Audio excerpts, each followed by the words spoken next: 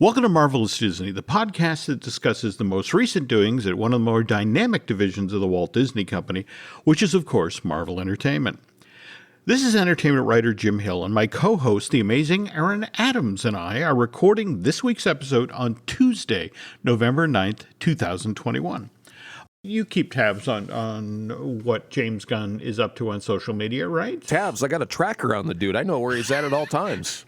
Well, okay, then you must have seen the news actually coming off of the Guardians of the Galaxy set yesterday, where there was a Polaroid that James had taken of himself with the cast as he proudly announced that production was finally underway. Well, not on the ride footage for Epcot's Cosmic Rewind or that holiday special for Disney Plus, but rather Guardians of the Galaxy Volume 3, the third and final film of this MCU trilogy. Did you catch the statement that he released with a photo, or? I did. I also saw, just a quick deviation real quick, he also was going to cast Kumail Nanjiani as a cameo in Guardians 3, and then he got word, they want Kumail to do the Eternals movie, and he went, well, I am not going to make him pass on a huge opportunity for a stupid, silly little cameo. So we almost would have had Kumail joining that photo, except he got a much more lucrative, much more fancy offer to be in Marvel's Eternals. So yeah, James Gunn said, nah, kid, you go do the real thing, and I'll see you on the flip side. But yes, I did not back know to that. The photograph. Yeah, he just released that today. Like I said, I got the tracker. It was while he was making a potty break in between shooting. He was tweeting while on the can, and I was like, I got to bring this up during the Mud Show. Well, no, if we can step around that visual. Here's what James posted out with that Polaroid. It's been a strange and long and at times challenging journey to get here, but the obstacles along the way have only made this moment more blissful. Back on the set with my Guardians family for the first day of shooting Guardians of the Galaxy Volume 3. By the way, we were just talking about that Epcot Thrill Ride, and there is some news about Cosmic Rewind, which Aaron and I will get to in a moment. But first, the news portion of today's show is brought to you by Storybook Destinations, trusted travel partner of the Jim Hill Media Podcast Network. For a worry-free travel experience, please book online at StorybookDestinations.com. Now, before we leave James Gunn, because he's a notorious tweeter, did you also happen to see the news that James Gunn had hired another actor named Chukwudi Iwuji as one of the most coveted Marvel roles in history? James had said that he had hired this guy to play a character in Guardians of the Galaxy 3.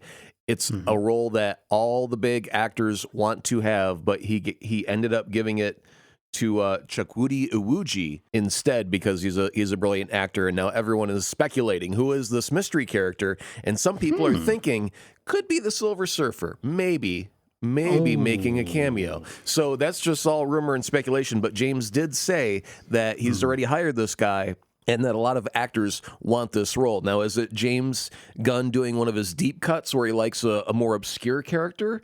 Or is this a legit big-name character for the upcoming MCU? Because we still have a Fantastic Four to get to at some point, and I think that they might want to introduce some of the more fringe characters like Silver Surfer in a different realm and then fold them in later on to a later Fantastic Four story. So big news from James Gunn no matter what time of day or night, even while we're recording right this second. Wow, very cool. Thanks for sharing that. Okay. Okay, now this week in Orlando is when the International Association of Amusement Parks and Attractions, they're setting up their annual expo right now at the Orange County Convention Center. The event itself, that conference trade show, doesn't open until November 15th through the 19th, but it's always interesting this time of year because they set up all of these amazing rides out in the parking lot of the Orange County Convention Center, and all of these people drive up to the convention center. It's like, ooh, I want to go to the fair. And it's like, no, I'm sorry. This isn't a fair. This is a trade show.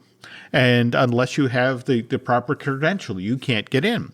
Typically, the week of IAPA, some sort of theme park news leaks out. And in this case, theme park news leaked out today. And this was the blueprints for Guardians of the Galaxy Cosmic Rewind. We now have all sorts of info about how this new Epcot Thrill Ride, which is supposed to open in 2022, by the way, will operate. The Universe of Energy building is going to serve as the launch facility for the storytelling coaster. And then once inside, that show building located right next door, that's where guests will supposedly travel across the galaxy with the crew of the Milano by jumping in and out of wormholes. Code name for this project at WDI was Sausalito because Milano and Sausalito are both varieties of cookies that Pepperidge Farm sells. So, ha ha ha, very clever. I have to give credit here to WDW&T. They broke the story. That said, I do kind of feel bad for the themed entertainment professional who had these blueprints in his unencrypted online portfolio. That's where they got grabbed out of, and that's kind of not cool to do. So I'm kind of two minds here. I feel bad for the guy who now is probably getting stomped by Disney Legal, but at least now we have more information about that attraction, which again opens in 2022. And speaking of opening in 2022, of course, Black Panther Wakanda Forever is supposed to open November 11th of next year. We're basically one full year out from that film being released now. But do you remember back in August of this year, there was an accident on the set of that Ryan Coogler film? They were shooting on location in Worcester, Massachusetts. It was a stunt sequence involving some sort of car chase, and there was an accident on the set. Letitia Wright, the actress who plays Shuri, T'Challa's sister, was injured in some sort of incident involving a stunt rig. At that time, it was reported that Letitia's injuries were minor. That very same day, 1 o'clock in the afternoon, she was released from a hospital in central Massachusetts, and production of this sequel to 2018's Black Panther was supposed to have continued without a hitch. That story changed this week.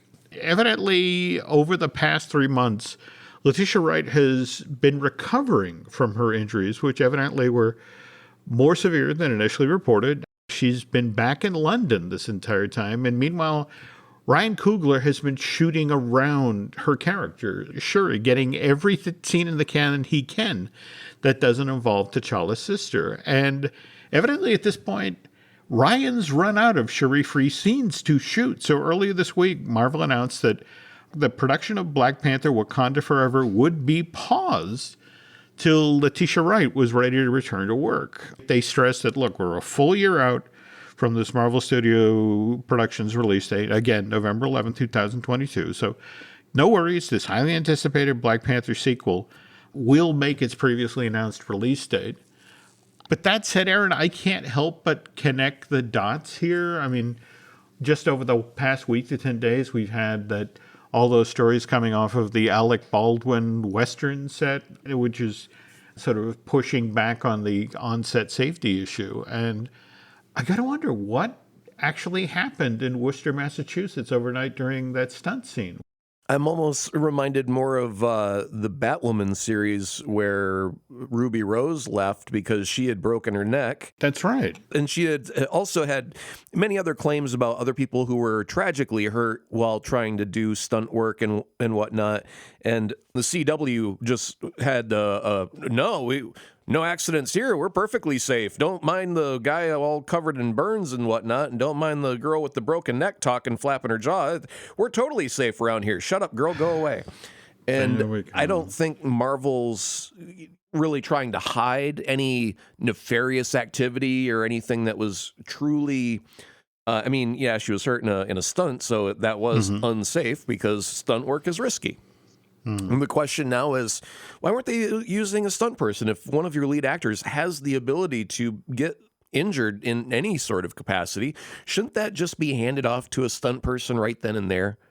Earlier this week, I was finally getting caught up on Assembled, the documentary over at Disney Plus for the making of Black Widow. And they showed a lot of footage of Scarlett Johansson working with her stunt people. And yeah, you let the stunt people do 90% of the heavy lifting, but at the same time, there still have to be those moments that you need the face of the performer on camera. In fact, they were showing, there's that scene after the first fight with Taskmaster where Black Widow escapes by basically jumping off the bridge, and then later you see her wade out of the river.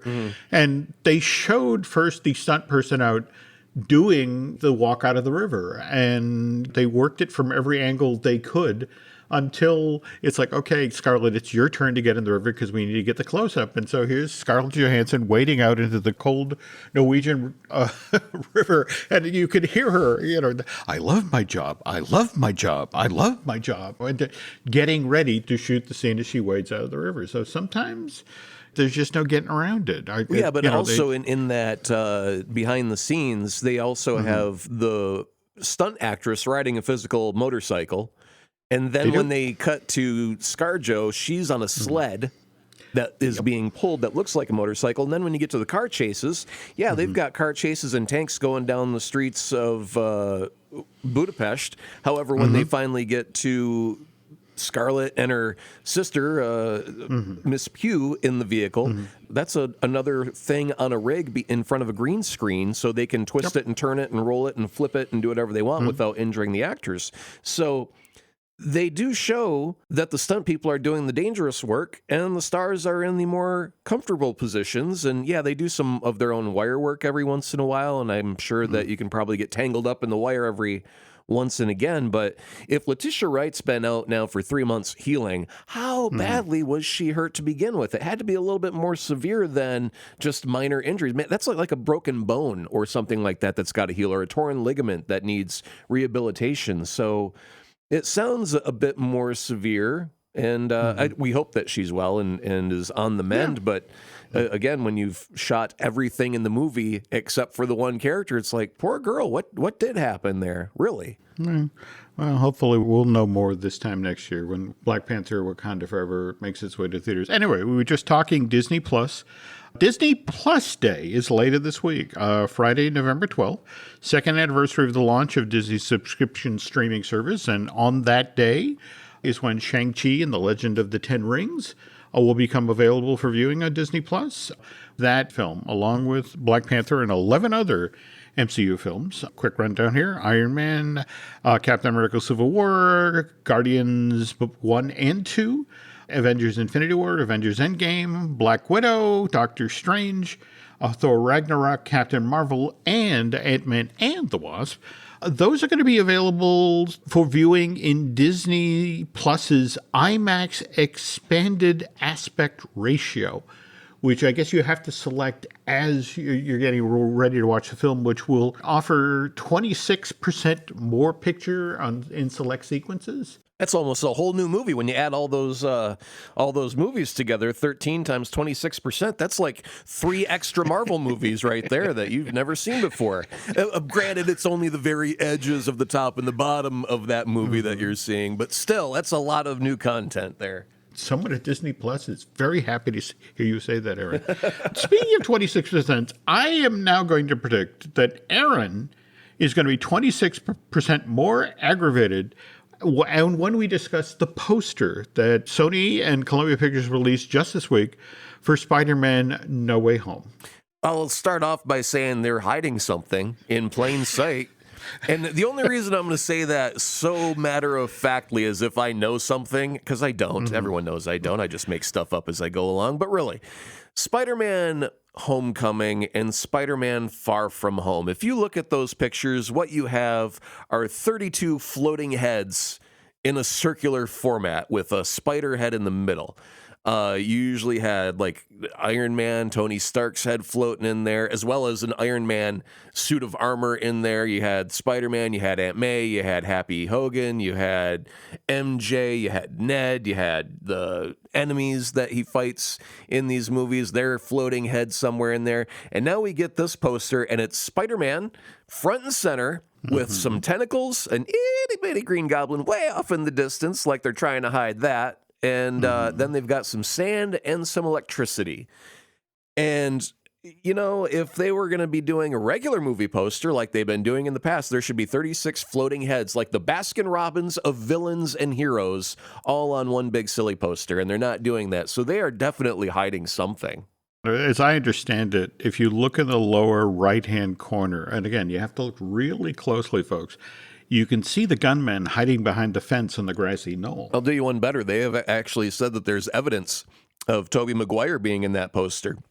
If you look just to the lower right of where it says Spider-Man, it's actually the trademark symbol, but the TM, they say, really stands for Tobey Maguire.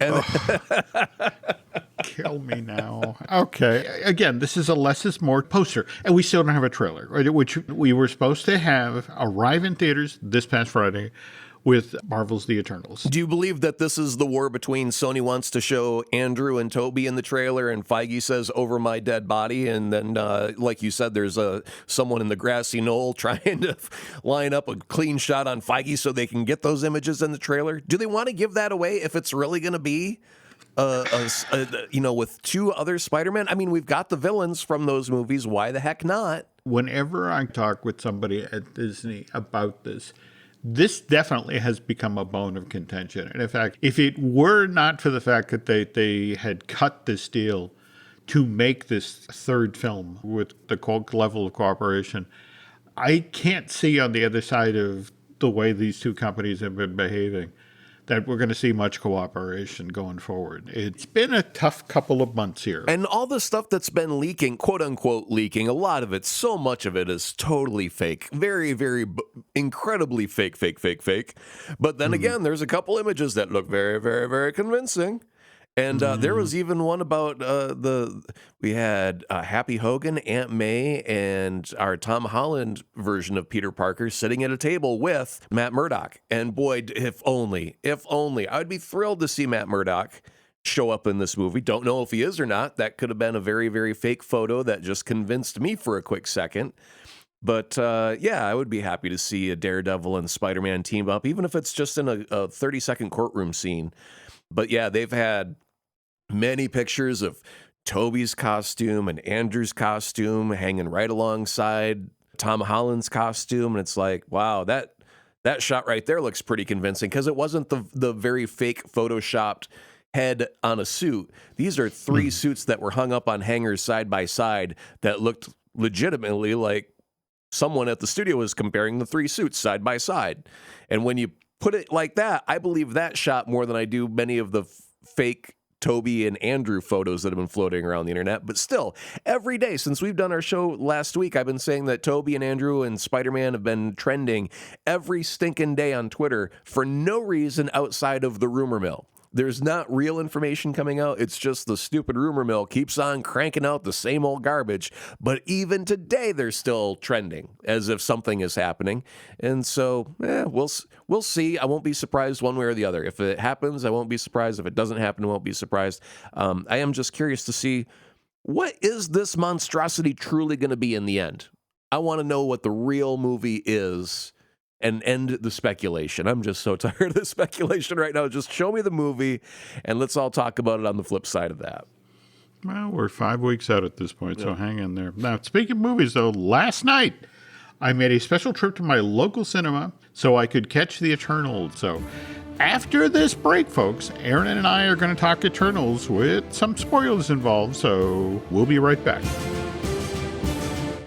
The family that vacations together stays together. At least, that was the plan. Except now, the dastardly desk clerk is saying he can't confirm your connecting rooms. Wait, what? That's right, ma'am. You have rooms 201 and 709. No, we cannot be 5 floors away from our kids. The doors have double locks. They'll be fine. When you want connecting rooms confirmed before you arrive, it matters where you stay. Welcome to Hilton. I see your connecting rooms are already confirmed. Hilton, for this day.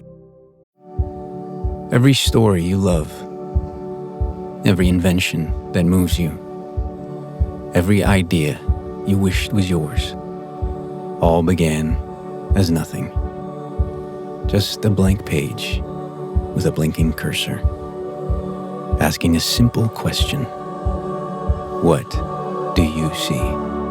Great ideas start on Mac. Find out more on apple.com/Mac. All right, listen up, nacho chips. Quiet down, crispy potatoes.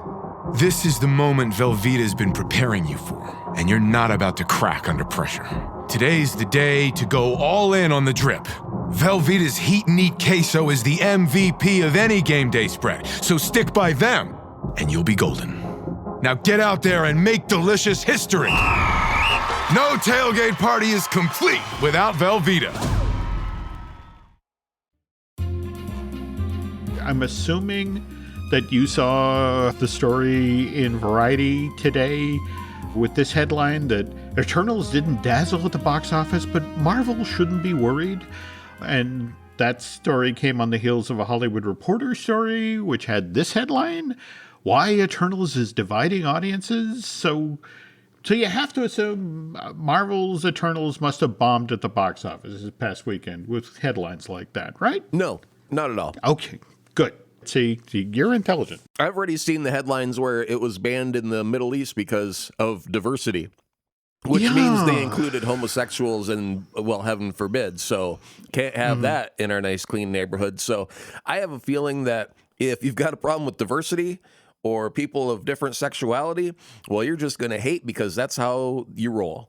So half of what I'm going to be seeing as far as reviews, I have to discount as people just have a bone to pick about something they're not pleased about, and it doesn't have very much to do with the actual movie. Well, I mean, you're not wrong. Again, the diversity issue, that's going to make it a little challenging at the worldwide box office because Disney has dug in its heels. It's normally, if a film is headed into a territory where, a same-sex kiss or that sort of thing would be cause for concern, Disney will, okay, we'll edit that out. And they're not doing that with Eternals. So there's at least 4 international territories where Eternals is not going to be shown. And China remains a big question mark right now, but that's China being China. I would just think by the statement of there being a lot of diversity should help it overseas, because Lord knows we've got way too many white dudes as superheroes. So the fact that we've got women taking center stage, that we've got an Indian person, that we've got a black person, that we have a homosexual relationship in here, it's like you got something for everybody. It's a wonderful stew of diversity.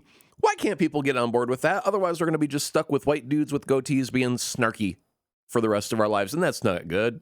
This is true. According to the Box Office Mojo, this movie sold 71.2 million worth of tickets in North America, which is good enough to qualify for the 4th best opening for all of 2021 to date. Now, mind you, again, this is still a year when we're recovering from a pandemic, but it's interesting that the top 4 at the box office this year were all Marvel movies. In fact, the top grosser over its opening weekend was Venom: Let There Be Carnage. It sold $90 million worth of tickets.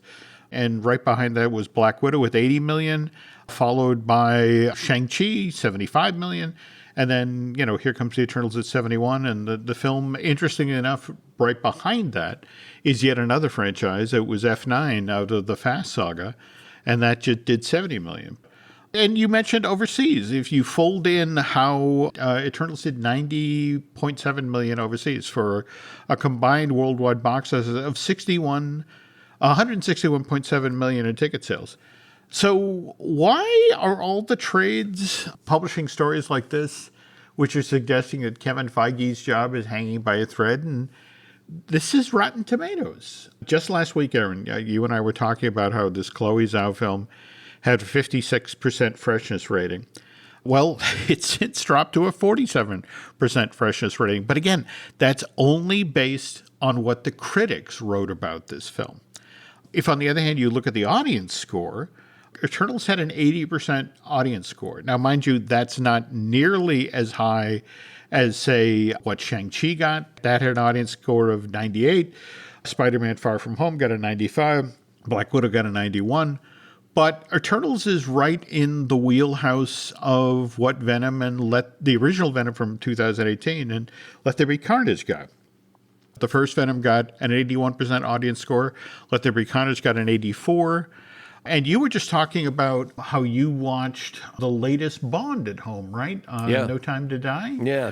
That's the exact same audience score that Bond got. And again, No Time to Die has gotten the best reviews of a Bond film in 10 years. But if you go by the audience score, it's 84, the exact same level that Venom: Let There Be Carnage got. By the way, what did you think of No Time to Die? I enjoyed it greatly. It was another long movie And there were times where it was getting towards the last 3/4, and I went, well, surely we got to be getting towards the end very, very soon. And then it was like another half hour, 45 minutes before the movie finally got to its end. And it wasn't that I was getting tired of the movie. I was just aware of how long it was in the moment.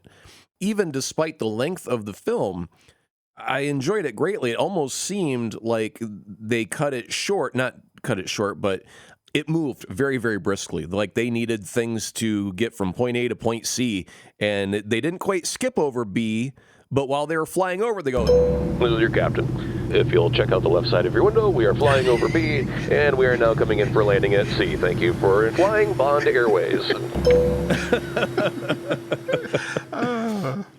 It's so interesting you use that word, that No Time to Die was long. Because again, sitting in the theater last night with 4 other seatmates, so to speak, you were very aware of all 2 hours and 37 minutes of Eternals. In fact, this film was long and pretty, which is a very nice compliment if you're talking about somebody's hair, but maybe not what you want to say about your $200 million superhero movie.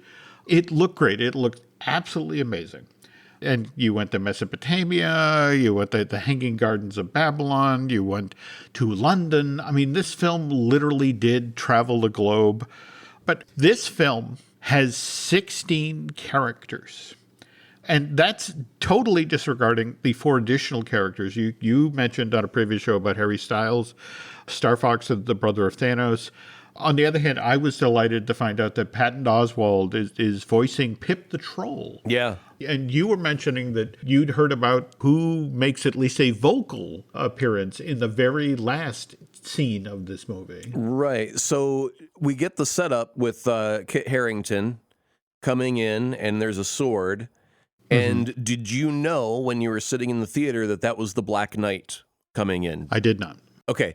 I don't think a lot of people are going to be aware of that. And so the fact that this guy comes in and there's a sword that's talking to him, for crying out loud, a talking sword. And then a voice asks him from off screen if he's sure if he really wants to pick that sword up. Now, since I was only reading an article, I had the benefit of hearing that was the voice of Mahershala Ali, who'll end up playing Blade in the very near future. But when you were in the theater, did you have any awareness that was Blade talking to the Black Knight? I did not. But again, the only reason I knew that was, again, same thing. I think I read the same article where Chloe Zhao, the director, was talking about how thrilled she was that, had agreed to come on, to voice that character. She was. But wouldn't it be great if you could be thrilled with her? Because a lot of people just don't know who these 2 cats are on screen or why they're important or what they should be excited for. And I think if they would have shown Mahershala Ali in his Blade gear, I think people would go, ooh, now that's something, and gotten really excited along with Chloe. But right now, it's just Chloe by herself going, I think it's really neat. And a lot of mainstream viewing audience is going to go, I have no idea what that means or why it's supposed to be cool, and I don't care because it didn't grab me because I don't know what it is it's trying to tell me. It's like a Rosetta Stone. You got to be able to know what the heck it is you're looking at before you can be impressed by it. And if you're completely lost, well, it's an inside joke going over your head, and those are completely pointless.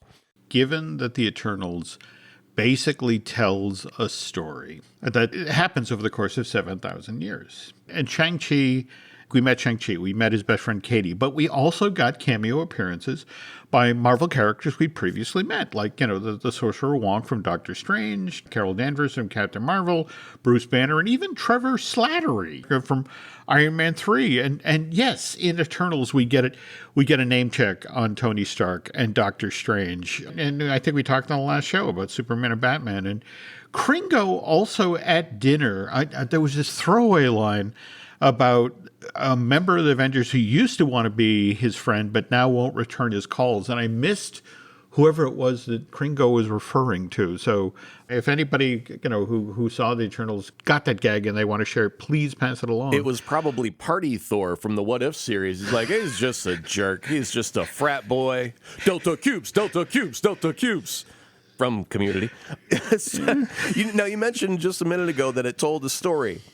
I've seen already that they're writing an Eternals 2, and that the movie ended with somewhat of a cliffhanger. When you were in the theater, do you felt that you got a full, complete story, or did it leave you hanging with what happened at the end? We got to wait 2 years to find out. Was it one full story, or was it Dune Part 1, and we got to wait a few years for Dune Part 2 to finish off the telling of this one tale? How do you feel about that? Was it complete, or is there more coming that you need to fill in? I'm still trying to kind of wrap my head around the Eternals, because in a lot of ways it was a departure from the MCU stuff we've seen previously. And at the same time, there were these moments where the Eternals are battling amongst themselves because the Earth is basically an incubator for these godlike creatures. I think that's a really cool idea. It is. It is. I don't want to get off track. I'm going to let you go, but I think it would just be the coolest thing in the world if Galactus came to have eggs and the Earth was an egg. Like, I want an omelet. Go get me an Earth. I hear there's a thing hatching inside of it. Anyway, go ahead. I'm fantasizing. Well, no. Future, In fact, that's ahead. actually...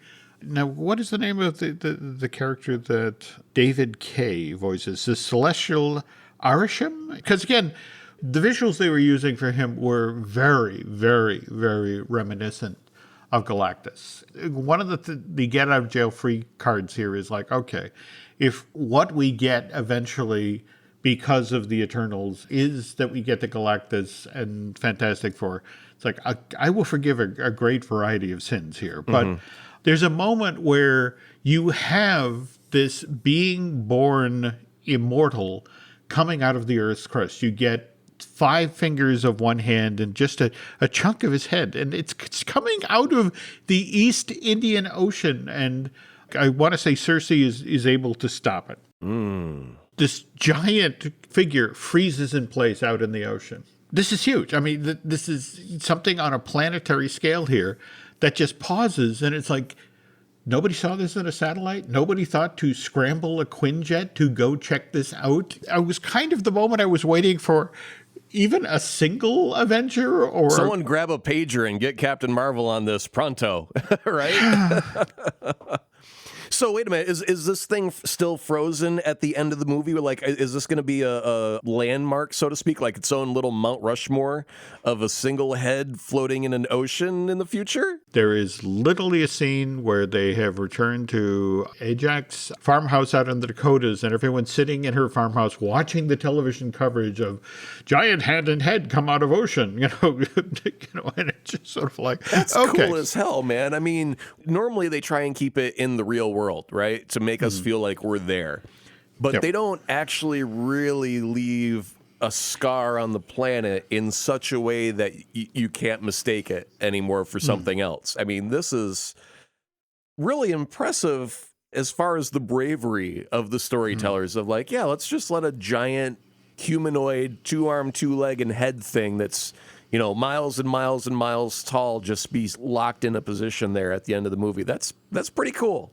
It does suggest going forward that as we get into phase 4 and phase 5, let's face it, if you're a Kevin Feige and you're looking to top an Infinity War and an Endgame, you have to jump your scale. So this is jumping your scale. And also, let's be honest here. If we look ahead to Spider-Man No Way Home, which arrives in theaters December 17th, and Doctor Strange and the Multiverse of Madness, which shows up May 6th of next year, and of course Thor, Love and Thunder, those are going to feature all sorts of cameo appearances of Marvel superheroes, which should make up for Eternals having virtually none. But I would be disappointed if they don't reference the giant humanoid thing just kind of frozen in the planet. Like, if it's almost the same way that when we were watching the Daredevil and the Jessica Jones series on Netflix, and they barely even mention, oh yeah, that big battle in New York. And it's like, oh, come on, it was more than that. Or the snap, it's like, oh, the event, and then they just kind of gloss over it and then never return to that as a storytelling point. Like, Spider-Man should start off with Tom Holland turning on the TV going, what the hell? There's a giant thing in the Indian Ocean. And then they get to Doctor Strange's movie, and Doctor Strange is like, by the way, did you see the giant thing in the Indian Ocean? That's not for nothing. That's a weird thing.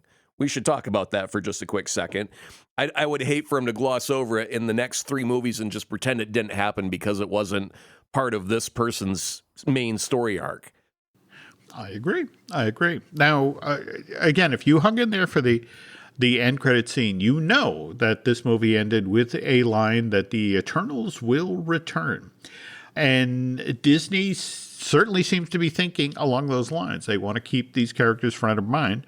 So just this past weekend, we had Cersei, Kingo, and Phantos show up as walk-around characters at Disney California Adventure with the Avengers campus. And you got to give them credit between all of the versions of Loki that they did when that limited series was going on, and likewise the Cap zombie. They really are making an effort to keep the characters that are on display in Avengers Campus in Anaheim current. Likewise, if you go to your local McDonald's this week, they're making an effort to make sure that you can connect with all of these characters that have just been introduced in the Eternals. They are offering 10 action figures. So you can sit at home and educate yourself as to who's what and who to expect in Eternals 2. Though literally just tonight in the Hollywood Reporter, there's a story with this headline, Eternals writers wish for a Disney Plus prequel. This is an interview with Ryan and Kaz Firpo. They wrote the screenplay for, obviously, the original Eternals. And, they were talking about the challenges that were baked into the story and how you tell a tale like this over 7,000 years. But what's nice about them putting this idea out there about a Disney Plus prequel is this now answers the question that was attached to the story that also bubbled up today in the trades, where Eternals Selma Hayek revealed that she had been signed for multiple MCU movies. If you've actually seen the Eternals, you know that her character didn't necessarily make it through this movie. So it's like one of these things where she's doing an interview with the Celebrity Talk podcast and mentions that, yeah, I did, in fact, sign a multiple movies deal. That's what's kind of fun of being part of the Marvel Universe, this secret society that you have to protect so fearlessly. So going forward here, okay, we've done the Eternals movie, and a lot of the battles with the Deviants were great fun, and there were moments of humor. This was more of a melancholy feel than I think we associate with a lot of Marvel movies. It was slower paced, more thoughtful.